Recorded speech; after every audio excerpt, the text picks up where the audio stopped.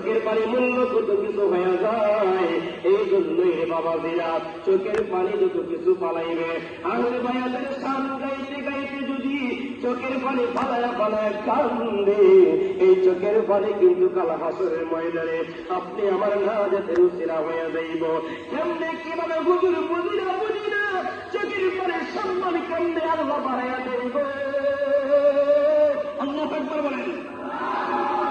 একটা যুবক আর যুবতী একজন আরেকজনের সঙ্গে যখন বিবাহ হয়ে গেল, 1 বছর 2 বছর 3 বছর, একে একে যখন 10 বছর হয়ে গেল, একজন আরেকজনের সঙ্গে যখন বিবাহের আবদ্ধ হয়ে গেল, হাইরে দুনিয়ার মানুষ, এই সিচুয়েশনের মধ্যে কি অনেকগুলো মা অনেকগুলো বাবা কিন্তু বলতে পারে দেখা যায় 10 বছর হয়ে গেল, আল্লাহ তাদের মধ্যে সন্তান দেয় নাই, আর সন্তান নাই,